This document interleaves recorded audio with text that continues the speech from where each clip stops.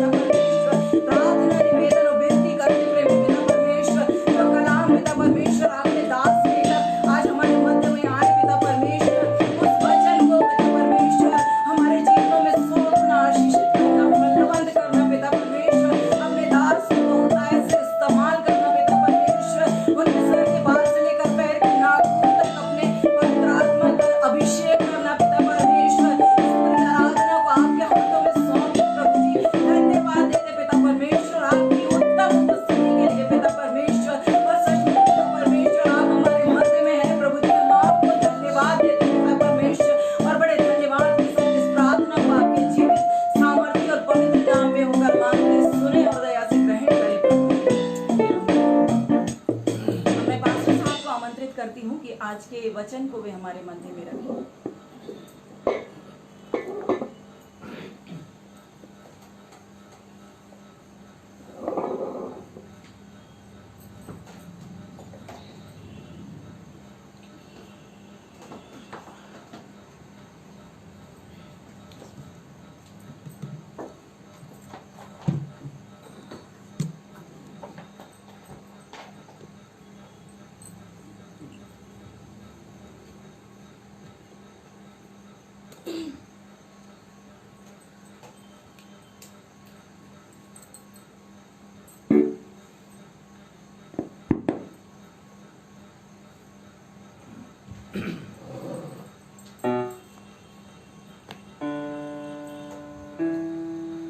प्रभु यीशु मसीह के मधुर और मीठे नाम में आप सबों को जय मसीह की।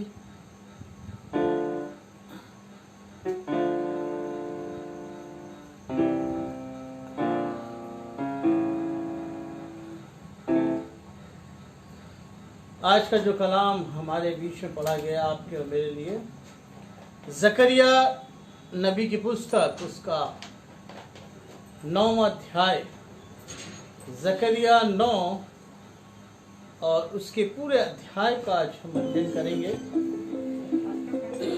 और ये जो वचन है 9वां अध्याय जो बताता है 2 पार्ट में, 3 पार्ट में इस बात को बताता है, लेकिन ये 3 पार्ट हमारे लिए क्या शिक्षा देता है, क्या हमें बताना चाहता है। फाइनल आयत इस 8वें अध्याय की है जो एक पुल की तरह है, जो जकरिया के समय से लेकर इजराइल के भविष्यवक्ता जिसे मसीह का आना शामिल है। अध्याय 9 से 14 तक जोर देते हैं कि परमेश्वर अपने वायदे के अनुसार अपने लोगों की सुरक्षा करेगा, और जो कुछ भविष्यवक्ता और जो जकरिया के सामने हुई है वह पूरी हो चुकी है। और कुछ विश्वासी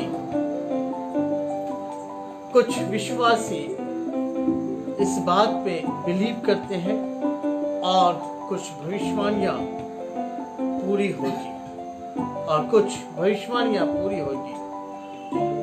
इस अध्याय को मैंने 3 भाग में बांटा है। पहला भाग जो है राष्ट्र का न्याय, पहला जो पार्ट है, पहला भाग है जो राष्ट्र का न्याय। और यहाँ पे हम देखते हैं कि 9वें अध्याय का 1 से लेके 8 तक जजमेंट ऑफ नेशंस, मतलब राष्ट्र का न्याय। अध्याय 9 में परमेश्वर का वचन इजराइल के उत्तर शहर के शहरों के विरुद्ध में कहता है, विशेषकर सीरियन और हदाक, हमात, दमिश और फेमिनिश सिटी ऑफ सोर और सिदोन के विषय में कहता है। जो पहली आयत और दूसरी आयत में इस बात को हम देखते हैं। पहली आयत और दूसरी आयत में इस बात को बताता है। सोर जो कि भूमध्य सागर के बंदरगाह के भी बात करता है, जो कि व्यापार के लिए सरमत बन गया है आयत 3 में, और ऊंची दीवार और चारों ओर से सम्मत के द्वारा रक्षा प्रदान करता है, सुरक्षा प्रदान करता है, जिससे आसानी से हराया नहीं जा सकता। परंतु अपनी पूरी शक्ति के बावजूद भी सोर परमेश्वर के विरुद्ध अपनी रक्षा नहीं कर सकता। परमेश्वर के विरुद्ध अपनी रक्षा नहीं कर सकता। इवन यदि मैं कहूं तो हम में से कोई भी ऐसा व्यक्ति, ऐसा कोई नहीं है जो परमेश्वर के विरुद्ध अपनी रक्षा कर सकता, जो कि अग्नि के द्वारा सब बर्बाद कर देगा। आयत 4 में लिखा है, फिलिस्तीन शहर देखेंगे कि शोर का क्या होता है, और इस बात से वे भी डरेंगे कि उन्होंने भी परमेश्वर के क्रोध को भड़काया है। आयत 5, वह उसके घमंड को नाश करेगा और उसके अपवित्र रीति रिवाज को, रक्त को पीने और अशुद्ध पशुओं को खाना, ये परमेश्वर के क्रोध को भड़काता है। परमेश्वर के क्रोध को भड़काता है और उनके घमंड को वो तोड़ेगा। यदि हम देखें वर्स 6 और 7 में इस बात को लिखा है कि वो उनकी अपवित्र रीति रिवाज और रक्त को पीना, जबकि बाइबल ने साफ लिखा है कि रक्त हम नहीं पी सकते और न खा सकते उसे, और लिखा है कि अशुद्ध पशुओं को खाना, अशुद्ध पशुओं को खाना। और वचन कहता है 6वीं और 7वीं आयत में, जकरिया 9 और 6 और 7 में कहता है, अशदोद में अनजाने लोग बसेंगे, इसी प्रकार मैं फिलिस्तीनियों के गर्व को तोड़ूंगा, उनके घमंड को तोड़ूंगा।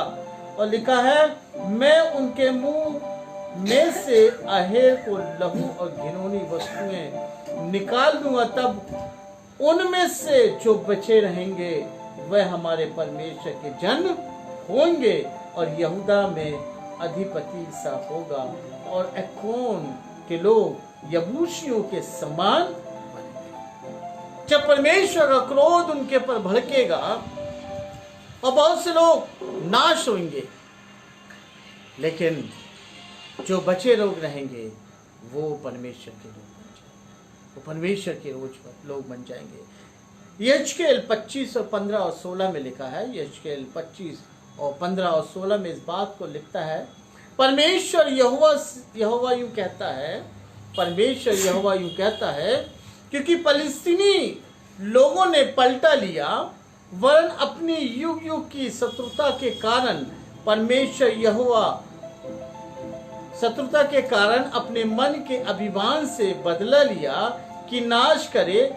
इस कारण परमेश्वर यहोवा यूं कहता है, देख मैं फिलिस्तीनियों के विरुद्ध अपना हाथ बढ़ाने पर हूं और करेतियों को मिटा डालूंगा और समुद्र तीर के बचे हुए रहने वालों का नाश करूंगा। रहने वालों का नाश मतलब परमेश्वर का क्रोध उनके पर भड़का।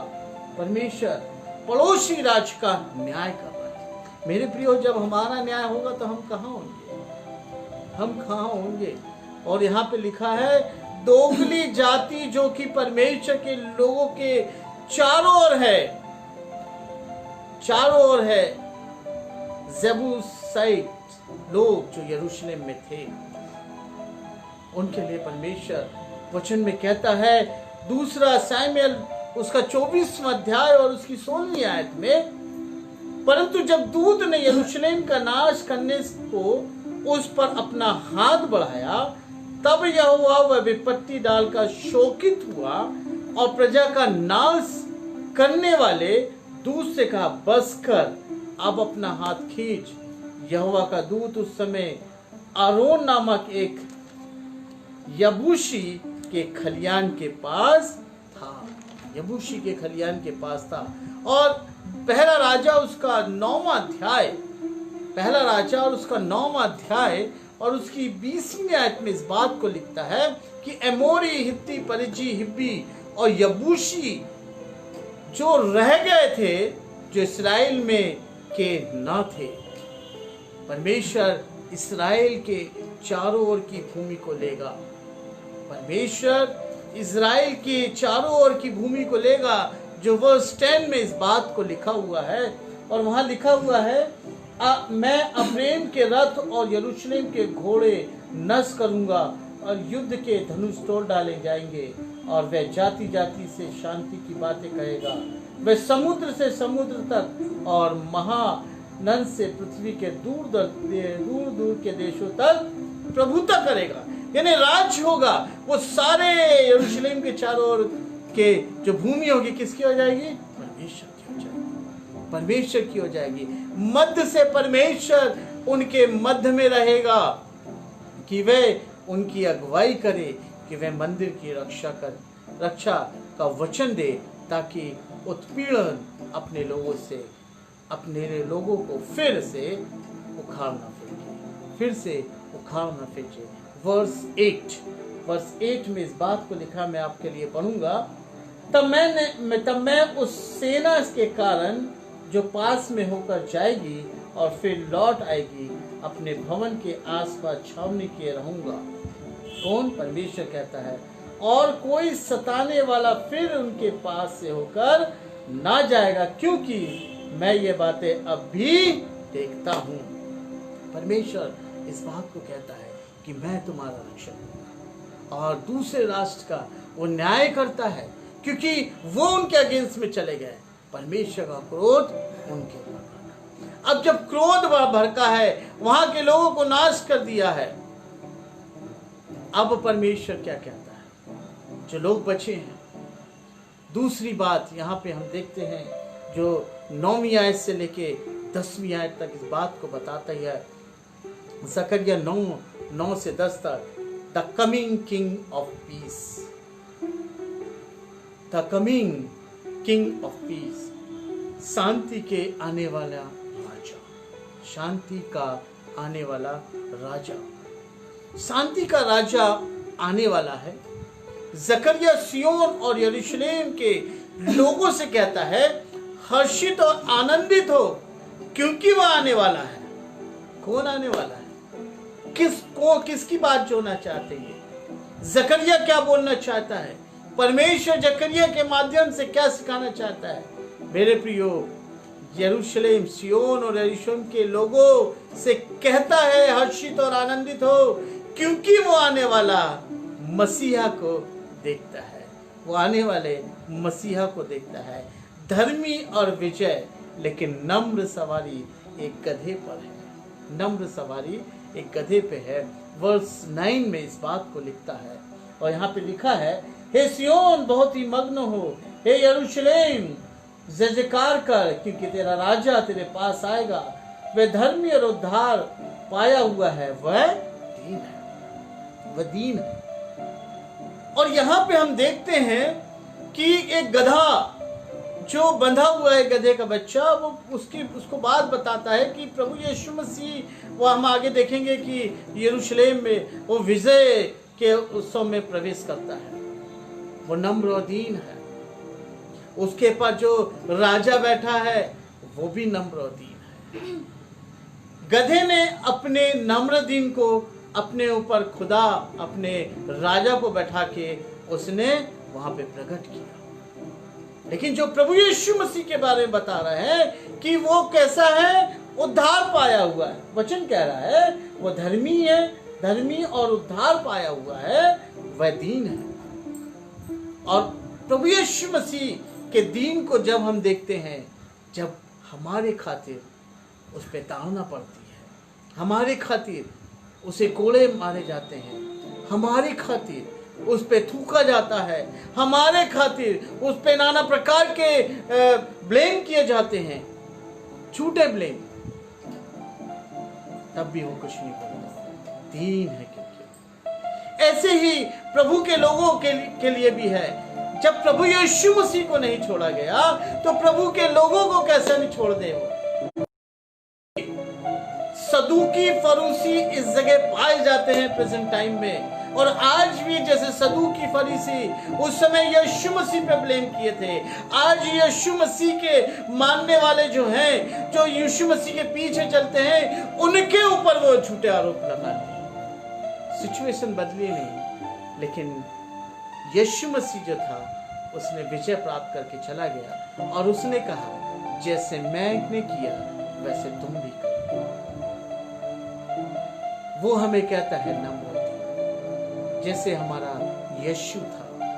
और लिखा है इसी तरह यीशु भी क्रूस पर चढ़ाए जाने के 1 सप्ताह पहले यरूशलेम में प्रवेश किया, यरूशलेम में विजय के माफिक प्रवेश किया।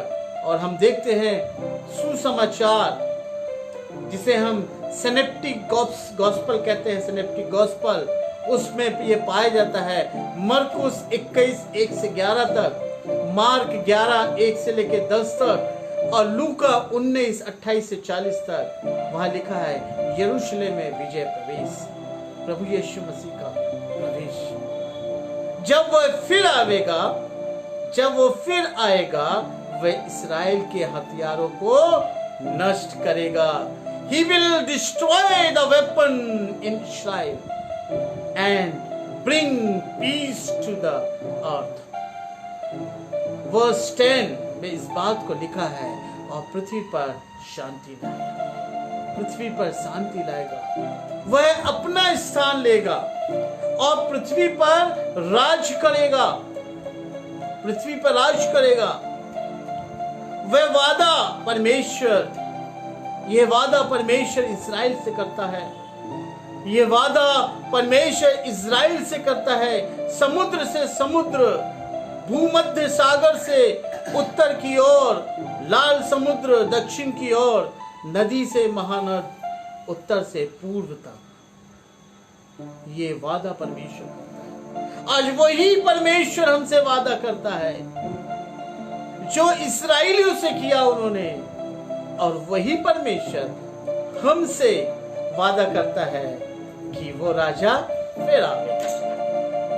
प्रभु यीशु मसीह के द्वितीय आगमन, वो आगमन जो हमने पहले पार्ट में, पहले पॉइंट में देखा कि राष्ट्रों का न्याय, अब यीशु मसीह आएगा राष्ट्रों का न्याय करेगा, आपका और मेरा न्याय करेगा। वचन कहता है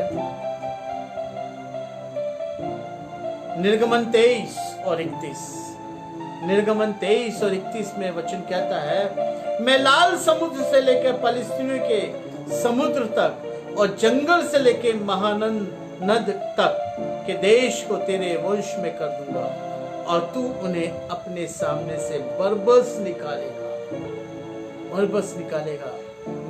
गिनती की पुस्तक उसका 34वां अध्याय 1 से 12वीं आयत तक यही बात लिखी हुई है।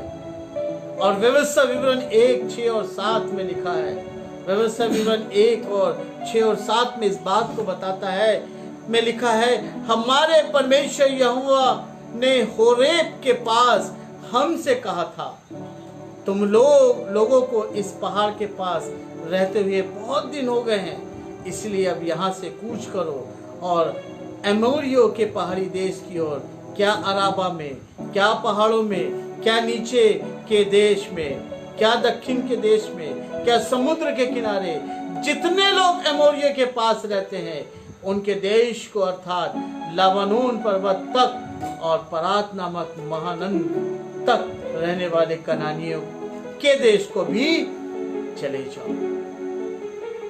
यहोशू 1 और 4, यहोशू 1 और 4 में लिखा है, जंगल और उस लबानोन से लेकर परात महानद तक और सूर्यास्त की और महासमुद्र कर हित्तियों का सारा देश तुम्हारा भाग ठहरेगा, तुम्हारा भाग ठहरेगा। उन लोगों के लिए जो परमेश्वर के पास है, जो परमेश्वर के नजदीक में है।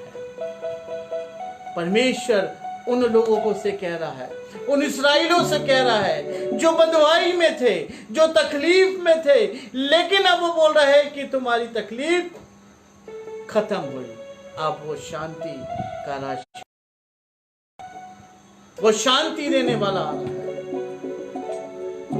उसका राज बढ़ता ही जाएगा, पृथ्वी के हर छोर तक उसका राज बढ़ता जाएगा।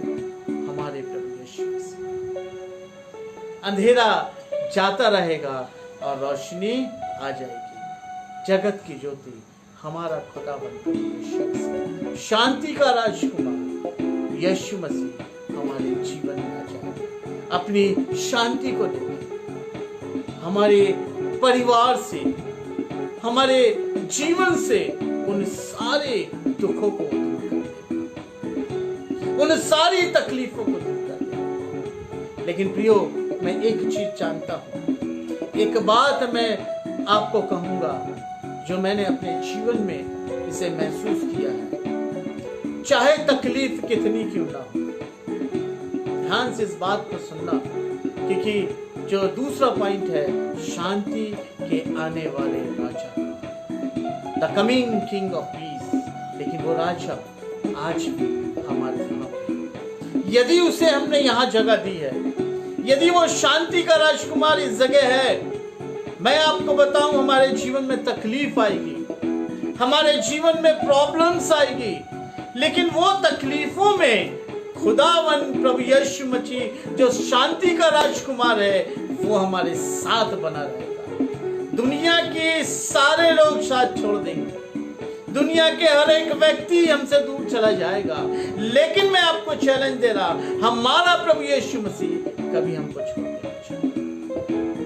वो उस जगह हमारे साथ रहता है और हमारी हर आवश्यकताओं को, हमारी हर जरूरतों को वो पूरी करता है। खुदा कहता है कि तुम मेरे जब रास्ते में चलते हो तो दुख तो झेलना पड़ेगा, तकलीफें तो आएगी। इसलिए वो कहता है the coming king of piece, वो शांति का राजकुमार आने वाला है। जब हम अपने जीवन में पेन को महसूस करते, जब हम जीवन में तकलीफ को महसूस करते, तभी तो हम, जब वो पीस, वो शांति का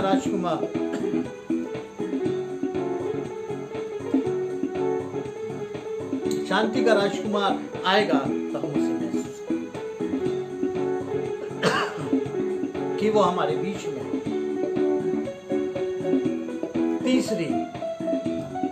तीसरी बात जो यहाँ पे मैंने लिया है, तीसरी और अंतिम बात, वो है 9वें अध्याय की 11वीं आयत से लेके 17वीं आयत तक, 11 से 17वीं आयत तक।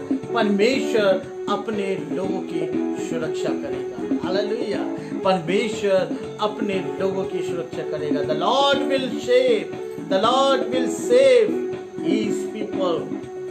सुरक्षा प्रदान करेगा, अपने पंखों तले लगे रखेगा। इन शब्दों के साथ इस्राएलियों के लिए भविष्यवाणी भविष्य में पूरी होगी, क्योंकि परमेश्वर की वाचा पशुओं के बलिदान की दृष्टि के साथ अब्राहम के साथ थी। यदि हम इस बात को पढ़ें तो वाचा का लहू, the blood of my covenant, इस बात को बताता है। उत्पत्ति 15 अध्याय 6 से 21वीं आयत तक, उत्पत्ति 15 6 से 21 तक यदि हम पढ़ेंगे, बाद में आप इसे पढ़ लेना, तो ये बात आपको समझ में आ जाएगी। वाचा का लहू, क्योंकि परमेश्वर की वाचा पशुओं के बलिदान की दृष्टि के साथ अब्राहम के साथ थी। और यदि आप 15वें अध्याय को 6 से 21 तक पढ़ेंगे तो इस बात को आप समझ जाएंगे कि वाचा का लहू, द ब्लड ऑफ कवनेंट, परमेश्वर निर्वंश के निर्जल गड्ढे से अब्राहम की संतान को बचाएगा। अब्राहम की संतान को बचाएगा, जो 11वीं आयत में लिखा है। वह उन्हें आदेश देगा कि यरूशलेम के किले में वापस जाओ। अब आशा के कैदियों के बजाय अन्य देश के कैदी होना। और वह उन्हें वादा करता है कि जो कुछ भी इनका गया है वह उसे दुगना देगा। जो उन्होंने खो दिया है, जो बदवाई में उन्होंने खो दिया है, परमेश्वर उन्हें दुगना देने जा रहा है। वर्स 12, 12वीं आयत में इस बात को लिखा हुआ है। परमेश्वर के लोग अपराधी नहीं होंगे, और लिखा है परंतु वे उसके लड़ने के हथियार बन जाएंगे। हालेलुया मेरे प्रियो, वो परमेश्वर अपने लोगों को बलवंत करेगा और परमेश्वर के हम हथियार हो जाएंगे। प्रार्थना योद्धा, वचन को प्रचार करने वाले योद्धा, शैतान को कुचलने वाले योद्धा, दुष्टात्मा को निकालने वाले योद्धा, बीमारी को चंगा दूर करने वाले योद्धा, दुष्टात्मा को निकालने वाले योद्धा, प्रभु ऐसे योद्धा वो वो हथियार के माफिक हमको इस्तेमाल करेगा और हमें चारों दिशाओं में भेजेगा। चारों दिशाओं में मैंने आपको 4 घोड़ों के बारे में बताया था जिसको परमेश्वर ने चारों दिशाओं में भेज दिया। एक जो था व्हाइट जो अच्छा था, रेड जो लहू को बहाने वाला। ऐसे मैंने 4 घोड़े के बारे में बताया। वही परमेश्वर हमें अपना हथियार बना के चारों ओर भेजेगा और परमेश्वर के राज को बढ़ाएगा। और 12वीं आयत में इस बात को लिखा है, परमेश्वर के लोग अपराधी नहीं होंगे। हम परमेश्वर के यदि लोग हैं तो हम अपराधी नहीं होंगे, लेकिन परमेश्वर हमें अपनी महिमा के लिए इस्तेमाल करेगा। वर्स 13 आयत 13 में इस बात को लिखा है, 164 BC में उनके लड़ाई के संदर्भ में भविष्यवाणी हुई। 164 BC में उनके लड़ाई के संदर्भ में भविष्यवाणी हुई। वह पूरी हुई इससे पहले कि मसीह पृथ्वी पर राज करे। उनकी भविष्यवाणी पूरी हुई, लेकिन इससे पहले कि मसीह पृथ्वी पर राज करे महाप्रतापी परमेश्वर प्रकट होगा। हालेलुया। महाप्रतापी परमेश्वर प्रकट होगा। वो इस्राएलियों के शत्रु के सामने और अपने लोगों के लिए लड़ेगा। आज प्रभु आपके और मेरे लिए लड़ेगा। हालेलुया। आज परमेश्वर आपके और मेरे लिए लड़ेगा।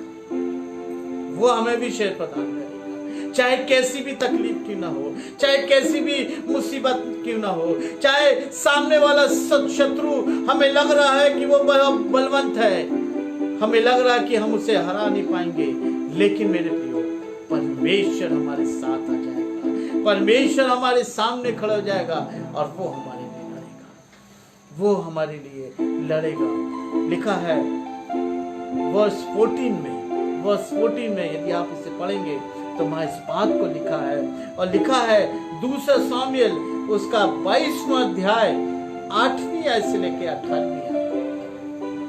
2 सामुएल उसका 22वां अध्याय 8वीं आयत से 18वीं आयत में लिखा है कि वह उन्हें अपनी ढाल से सुरक्षित रखेगा। वो लड़ेगा हमारे लिए, अपनी ढाल से सुरक्षित रखेगा और उनके शत्रु को नष्ट कर देगा, इस्राएली के और हमारे भी शत्रु को नष्ट करेगा, जो कि अपने क्रोध से भरे हुए प्यालों को उंडेल देगा। वर्स 15 में इस बात को लिखा, मैं आपके लिए पढ़ूंगा। 15वीं आयत में लिखा है, सेनाओं का यहोवा ढाल से उन्हें बचाएगा, और लिखा है और वे अपने शत्रु को नाश करेंगे।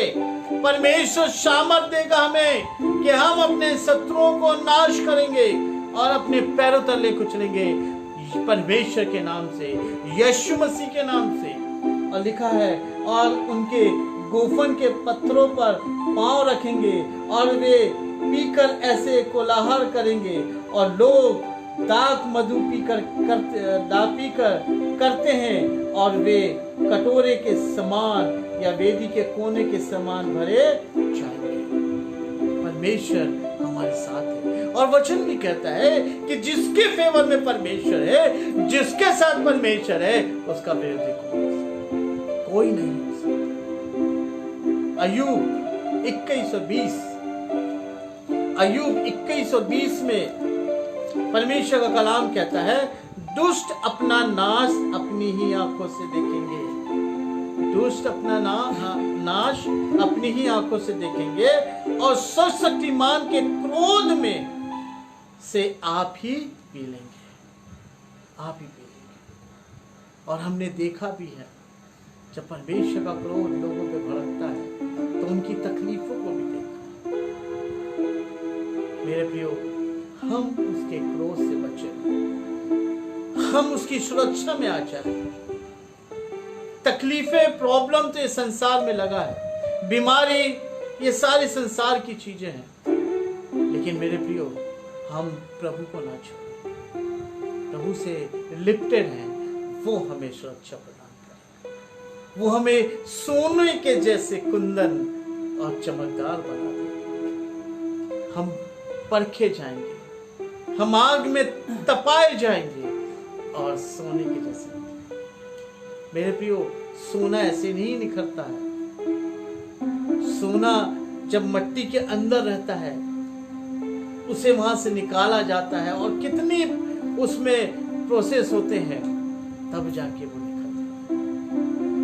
हम थोड़ी सी तकलीफों में अपने आपों को ना खोएं, लेकिन परमेश्वर पे विश्वास करें।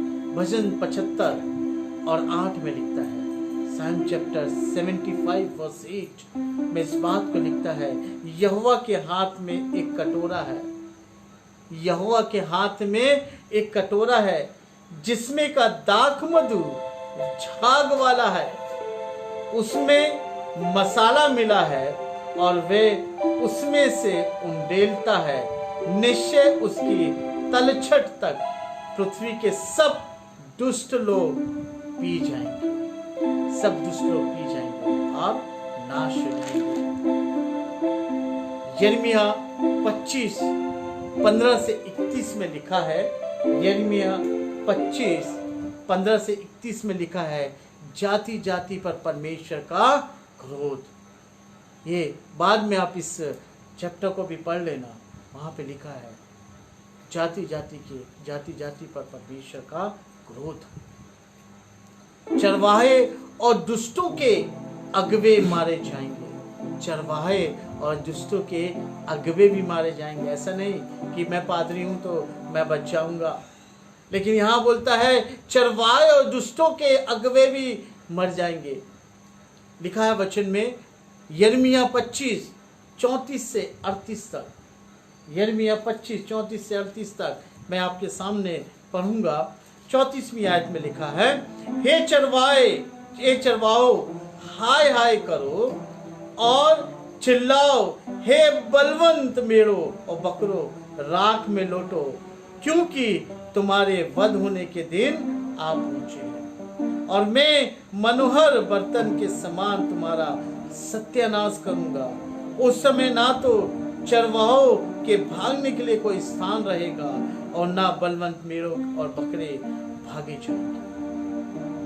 गलत लीडरशिप, गलत रास्तों पे ले जाने के लिए वो चरवाहे यदि भेड़ों को गलत रास्तों में ले जाएंगे तो भेड़े तो जाएगी ही नाश होने, चरवाहा भी जाएगा, क्योंकि वो रास्ते में जाएगा। ऐसे बहुत से लोग हैं जो लोगों को गलत राह पे ले जाते हैं, गलत टीचिंग देते हैं, विद्रोह पैदा करते हैं, जिससे परमेश्वर का कोप लगता है। और परमेश्वर साफ यहां लिखता है कि उन चरवाहों को मैं नाश कर दूंगा। और लिखा है वो सत्यानाश करूंगा।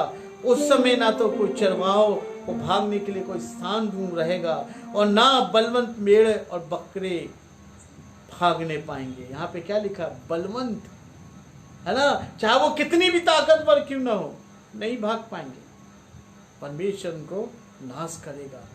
और बकरों के मिमियाने का शब्द सुनाई पड़ता है, क्योंकि यहोवा उनकी चराई का नाश करेगा, फ्यूचर करेगा, भविष्य में परमेश्वर ऐसा करने जा रहा है। यदि हम परमेश्वर के विरुद्ध, यदि हम गलत लीडरशिप कर रहे हैं, यदि हम परमेश्वर ने हमें नियुक्त किया है और हम परमेश्वर के अगेंस्ट में कार्य कर रहे हैं, परमेश्वर का कलाम कह रहा है कि वो नाश किए जाएंगे और यहोवा के क्रोध भड़कने के कारण शांति के स्थान नष्ट हो जाएंगे।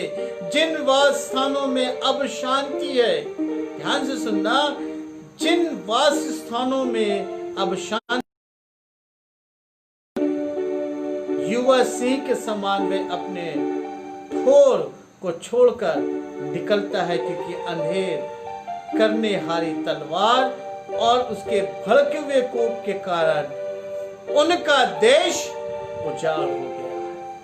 परमेश्वर क्रोध करता है जो परमेश्वर के अगेंस्ट में चलते हैं, परमेश्वर के लोगों को गलत रास्ते पर ले जाते हैं। परंतु परमेश्वर अपने लोगों की रक्षा करेगा। किसकी रक्षा करेगा? परमेश्वर अपने लोगों की रक्षा करेगा। जिस तरह से चरवाहा अपने भेड़ों की रक्षा करता है, जिस तरह चरवाहा अपने भेड़ों की रक्षा करता है। 16 और 17वीं आयत में इस बात को परमेश्वर का वचन बताता है। तब उसके लोग उसकी भूमि में गहनों की तरह चमकेंगे। हालेलुया। किसकी तरह चमकेंगे? गहनों की तरह चमकेंगे। हम सोने की तरह चमकेंगे। क्यों? क्योंकि हम तपाए गए हैं, हम परखे गए हैं। जिस तरह अय्यूब परखा गया। मैंने पिछले संडे इस बात को बताया था कि हम तकलीफ में हैं, हम प्रॉब्लम में हैं। आप ये मत समझे कि आपने पाप किया। आप परखे जा रहे हैं, आप तपाए जा रहे हैं। आपको चमक देने से पहले आपको परमेश्वर पका रहा है, आपको परमेश्वर परख रहा है, आपको परमेश्वर तैयार। परमेश्वर अपनी महिमा के और यहाँ पे है कि भूमि में गहनों की तरह चमकेंगे। वे तृप्त होंगे, समृद्धि होंगे, हर्षित होंगे और सुरक्षित होंगे। परमेश्वर के अनुग्रह में सुरक्षित होंगे। परमेश्वर के अनुग्रह में आज के दौर में यदि प्रेजेंट टाइम में यदि हम देखें तो एक राष्ट्र दूसरे राष्ट्र के ऊपर चढ़ाई करने को तैयार है। चीन, यदि देखें तो चीन को देखिए, वो इंडिया पे अटैक करने को तैयार है। यूएसए अलग है, वो अलग तैयारी कर रहा है। पाकिस्तान अलग तैयारी कर रहा है। और ये वचन भी कहता है कि राष्ट्र के ऊपर चढ़ाई करेगा। तब समझ लेना यीशु के आने का समय निकट है। वो चिन्ह है यीशु के आने के समय। और लिखा है राष्ट्र दूसरे राष्ट्र से युद्ध करने को तैयार होगा। हालांकि मसीहा यीशु मसीह ने हम सबको एक साथ रहने का तरीका सिखाया है और आज वही तरीका मैं आपको बताने चाहूंगा। ध्यान से इस तरीके को सीखना और इस पे चलना। मैं आपको बता दूं, यीशु मसीह आपके पास आ जाएगा। यीशु मसीह हमें सुरक्षा प्रदान करेगा, अपने पंखों तले हमें रख लेगा। हमें जो तकलीफ भी होगी तो वो हमारे साथ रहेगा। देखिए, तकलीफ जब होती है तो हम घबराए ना। जब पौलुस को तकलीफ थी, एक प्रॉब्लम थी पौलुस को, और ऊपर प्रभु यीशु मसीह के पास गया और वो कहता है खुदा एक कांटा मुझको चिबा है, तो प्रभु यीशु मसीह ने उससे ये नहीं कहा कि जा मैं तुझे चंगाई देता हूँ। यीशु मसीह ने क्या कहा? निर्बलता में मेरी सामर्थ तुझ में बनती है। जब हम निर्बल होते हैं खुदा की सामर्थ बलवंत होती है। हम खुदा की सामर्थ कैसे बलवंत होती है मैं आपको बताता हूँ कि जब हम निर्बल होते हैं, जब तकलीफ में होते हैं, हम घुटनों पे आ जाते हैं प्रियो। हम प्रार्थना करते हैं, यीशु से निवेदन करते हैं और खुदा वो सामर्थ को देता है। इसलिए आप हताश निराश ना।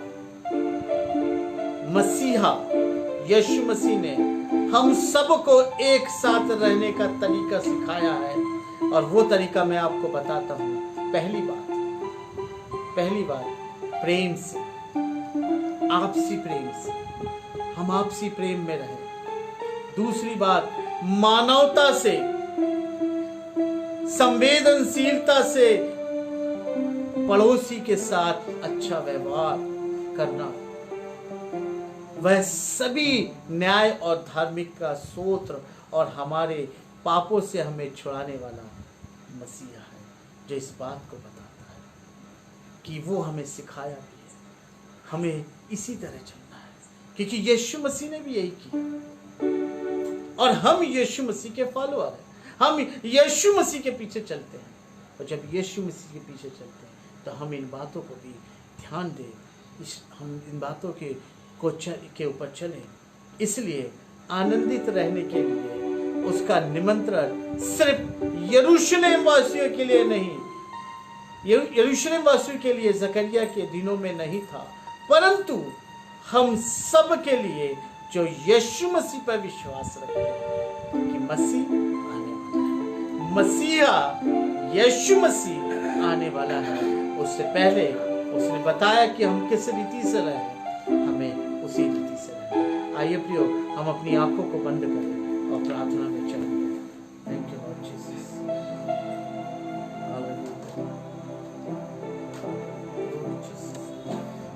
Jesus. Hallelujah.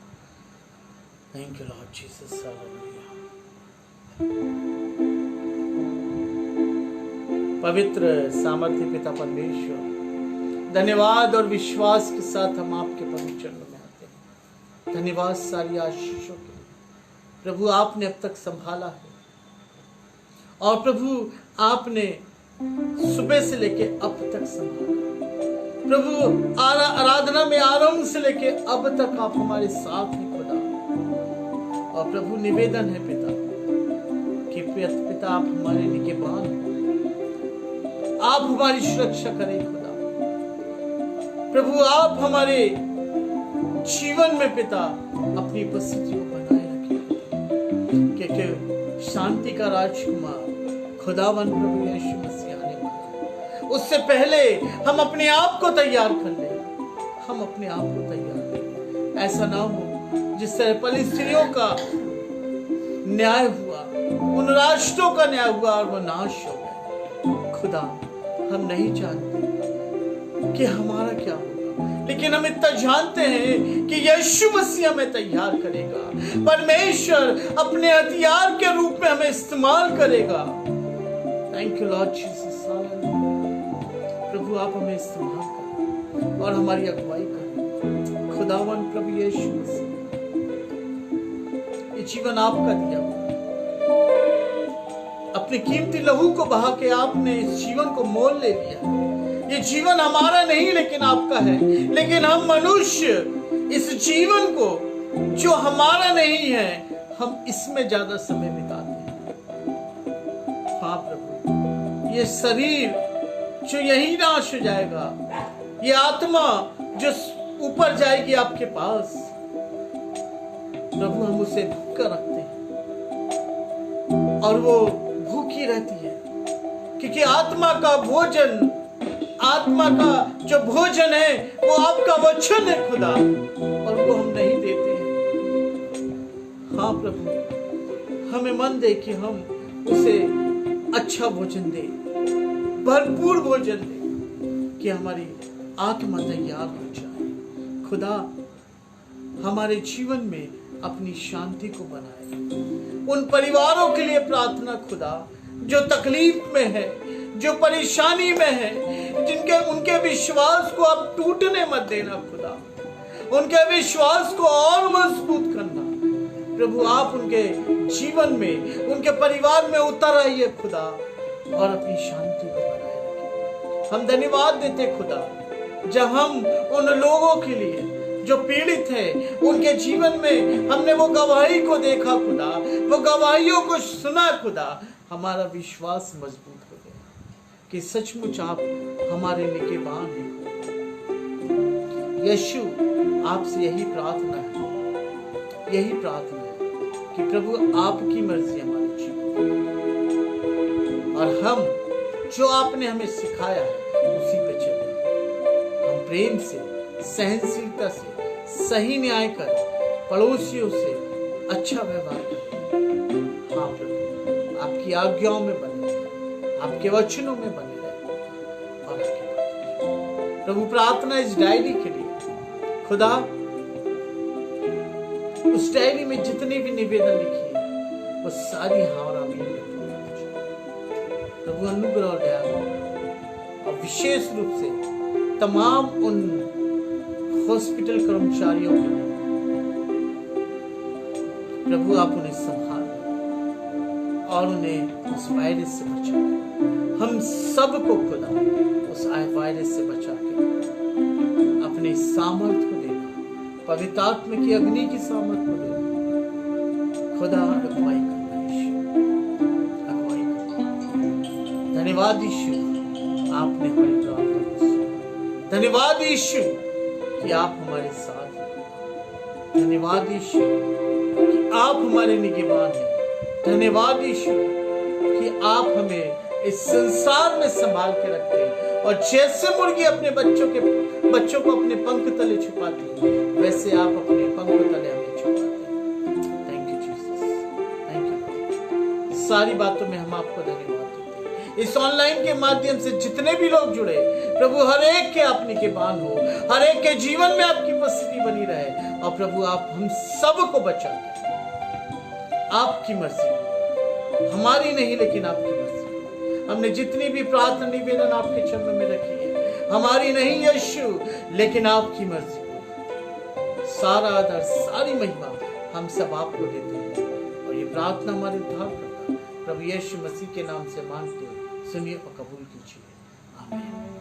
हे हमारे पिता, आप जो स्वर्ग में हैं, आपका नाम पवित्र माना जाए, आपका राज्य आए, आपकी इच्छा जैसे स्वर्ग में पूरी होती है वैसे इस पृथ्वी पर भी पूरी हो। हमारे दिन भर की रोटी आज हमें दे, और जैसे हमने अपने अपराधियों को क्षमा किया है वैसे आप हमारे अपराधों को क्षमा करें। हमें परीक्षा में न डालें बल्कि बुराई से बचाएं, क्योंकि राज, पराक्रम और महिमा सदा आपकी है। हम विश्वासी हृदय से आशीष को ग्रहण करें। अब हमारे प्रभु यीशु मसीह का अनुग्रह, परमेश्वर पिता का प्रेम और पवित्र आत्मा की संगति और सहभागिता हर एक मसीह विश्वासियों के साथ, यहाँ जितने लोग उपस्थित हैं उनके साथ, और जितने भी ऑनलाइन के माध्यम से जुड़े एक एक जन के साथ, विशेष रूप से उन प्रियजनों के साथ जो इस संकट के समय अपने तन मन धन के साथ अपने सहयोग को देते हैं, आज से लेके प्रभु यीशु मसीह के द्वितीय आगमन तक।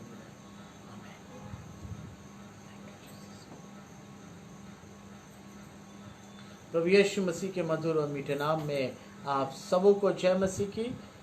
धन्यवाद कि आप लोग इस ऑनलाइन के माध्यम से इस आराधना में जुड़े हैं। प्रभु आप सबों को इस वचन के माध्यम से आशीष दे, और ये मेरा विश्वास है कि आप लोग इस वचन के माध्यम से आशीषित हुए होंगे। आने वाली जो आराधना है शुक्रवार की शाम 7 बजे ऑनलाइन के माध्यम से होगी, और रविवार की आराधना सुबह 9 बजे से इसी ऑनलाइन के माध्यम से होगी। तब तक आप सबों को जय मसीह की शुभ रात्रि।